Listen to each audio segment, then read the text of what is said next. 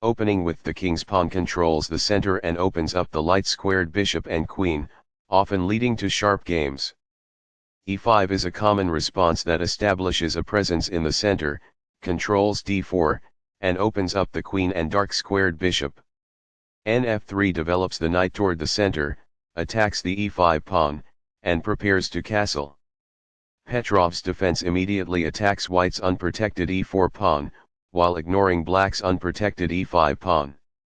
e5 captures the undefended e5 pawn and places the knight in the center, where it controls many important squares. d6 attacks the knight on e5 and allows the light-squared bishop to develop. F3 returns the attacked knight back to the f3 square, where it supports the d4 square and fights for the e5 square. e4 captures the e4 pawn and places the knight in the center of the board, where it controls many important squares. c3 develops the knight toward the center, attacks the knight on e4 and controls the d5 square.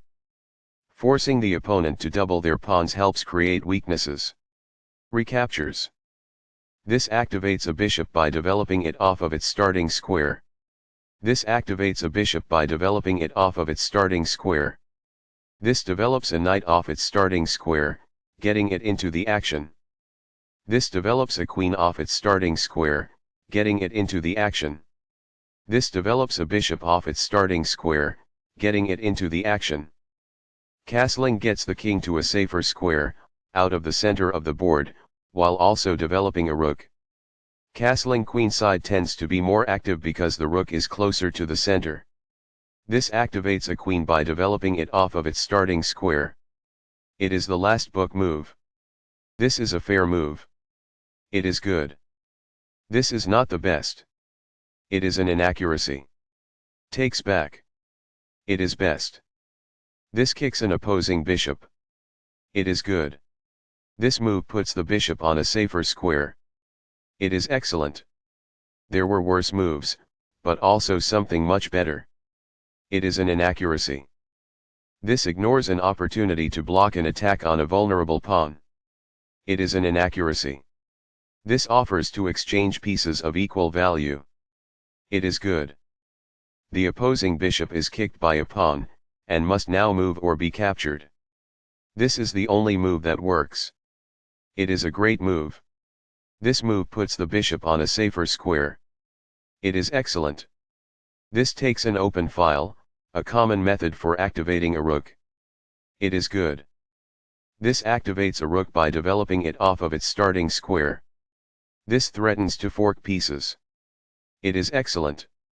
This moves the bishop to a better location, allowing it to control more squares. This stops the opponent from being able to fork pieces. It is good. This kicks an opposing bishop. It is best. This ignores a better way to move a bishop to safety. It is an inaccuracy. This moves the bishop to a more active square, making it gain scope. It is best. Very precise. It is best. This blocks the attack on a pawn that could have been captured. It is best.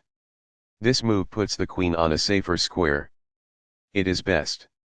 This moves the bishop to a better location, allowing it to control more squares. It is best. That's what I would have recommended. It is best. This blocks an attack on a vulnerable pawn. It is excellent. This move puts the queen on a safer square. It is excellent. Balanced. Neither player ever had an advantage. That game was pretty competitive. Both players had an amazing opening. That was an incredible middle game by both players.